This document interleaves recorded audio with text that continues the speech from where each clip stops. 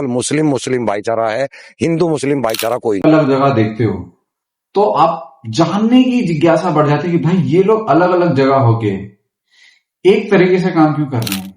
बड़ी खबर नहीं है, बड़ी खबर ये है कि जिस तरीके से ली गई।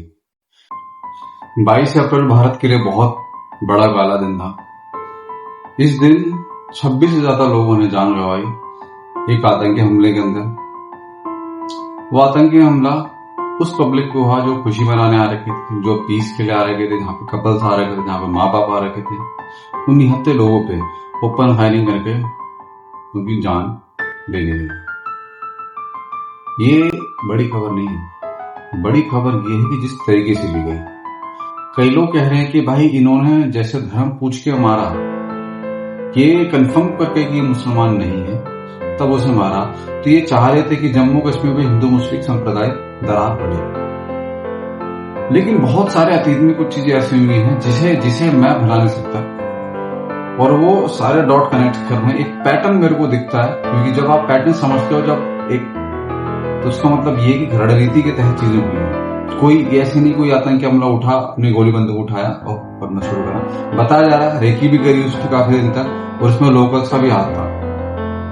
वहीं कश्मीर के लोग जो आज मोमबत्ती लेकर घूम रहे हैं, उनमें से लोग थे जो उन आतंकवादियों की मदद करी रेकी लगवाने में, रूबरू करवाने उस जगह से।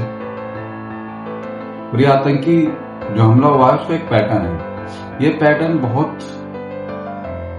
खतरनाक टाइप का है। खतरनाक इसलिए कह रहा हूं क्योंकि ये एक प्लान के तहत कराया गया, और इस प्लान का पुराने आतंकी घटनाओं से बहुत मिलता जुलता है। गाजा में जो सिनेरियो है वहां का, जिस तरीके से हमास ने इजराइल पर हमला करा था, इजराइल में लोग पार्टी बना रहे थे, घूम रहे थे, नाच रहे थे, झूम रहे थे। उन पर हमास ने निहत्थी पब्लिक पे आक्रमण करा, आतंक फैलाया, पब्लिक को पकड़ी, एब्डक्ट करा, किडनैप करा, उनके साथ बर्बरता करी, और फिर इतिहास आपके सामने गवाह। सेम चीज इन्होंने करी। 80% आए जो पब्लिक उस पिकनिक स्पॉट पे घूमने के लिए आ रखी थी, एंजॉय कर रही थी, समय दे रही थी, वहां पे खुली पब्लिक पे, निहत्थी पब्लिक पे गोलीबारी शुरू कर दी। गोलीबारी शुरू करने के बाद यहां पे चेंज आता है। यहां पे चेंज किया आता है कि ये लोग आदमी को पकड़ते हैं, धर्म पूछते हैं, कंफर्म करते हैं कि नॉन मुस्लिम है, और इसे गोली मार देते हैं। ये जो पैटर्न है, ये हुआ था ढाका में। जिस तरीके से ढाका में हुआ था, यहां पे पहले भी आतंकियों ने हमला करा, टारगेट करा उन लोगों को जो लोगों को कलमा नहीं आता, जो कि नॉन मुसलमान है, उन पे गोली मारी गई। फिर अब हम आते हैं मुर्शिदाबाद की तरफ। हाल ही में जो दंगे हुए, पब्लिक भीड़ इकट्ठी हुई, प्रोटेस्ट चल रहा था, सिर्फ जो हिंदू थे, नॉन मुस्लिम थे, उन्हीं के दुकान तोड़ी गई, घर उन्हीं का तोड़ा गया, और मजबूर करा गया वहां के हिंदुओं को पलायन करने। क्यों ये सब चीजें मैं बता रहा हूं? जब आप एक ही पैटर्न अलग अलग जगह देखते हो तो आप जानने की जिज्ञासा बढ़ जाती है कि भाई ये लोग अलग अलग जगह होके एक तरीके से काम क्यों कर रहे हैं। क्योंकि अगर कोई अलग अलग जगह आतंक फैला रहा है और एक ही तरीके से काम कर रहा है, तो इसका मतलब ये कहीं तो वो एक चीज शेयर कर रहे हैं आपस में। कई लोग ये भी कह रहे हैं कि जो 2 लोकल्स थे आतंकी की जो मदद करने वाले, तो जानने की जरूरत है उनकी परवरिश, उनकी शिक्षा दीक्षा, वो कहां से आए हैं, कहां से पढ़ रहे हैं, कौन से मदरसे से आए हैं, क्योंकि रूट कॉज वही है। सारे पैटर्न मिल रहे हैं आपको, तो कहीं ना कहीं से वो चीज सीख रहे हैं। जब आपको पैटर्न और कॉज पता चलता है, अब वहां पे कैंडल लाइट हो रही है कि ये सारी चीजें घटनाएं हो गई, क्या यही वो लोग नहीं थे जो पत्थर उठाते थे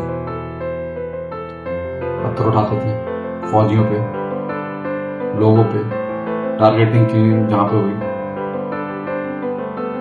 अब पाकिस्तान ने देखा कि जब ये चीजें बंद हो गई, वहां पे खुशी का माहौल है, कश्मीर भारत का हिस्सा बन के अपने आप को ग्रो कर रहा, ये चीजें रास्ते में है।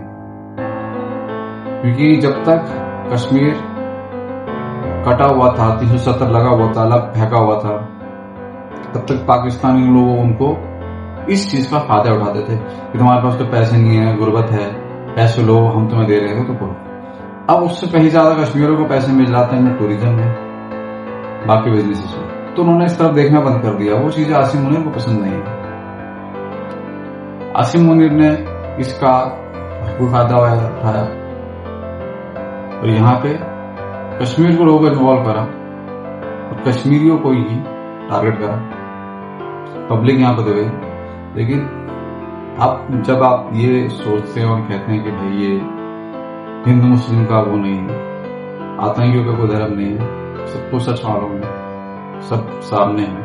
आतंकियों ने कलमा पूछ के ही मारा है, वो खुद मुसलमान है। वो इससे पहले ही 2 थे, वो तो कश्मीर में रहते थे, उन्होंने जो भी अपनी पढ़ाई लिखाई करी है, कहीं भी करी, सब कश्मीर में करी है। कौन से मदरसे गए, कहाँ से पढ़ी, इन सबको पकड़ना बहुत जरूरी है। क्योंकि अगर आप जान जाओ कि इस पेड़ से सारे फल खराब निकल रहे हैं, जहरीले निकल रहे हैं, तो उस पेड़ को काटना बहुत जरूरी है। बाकी और भी तो पेड़ है, उसमें तो फल तैयार है, इसी पेड़ में कोई दिक्कत हो रही है। आपके नजर में क्या समाधान होना चाहिए? सारे अपनी ओपिनियन इस कमेंट बॉक्स में जरूर करें। धन्यवाद।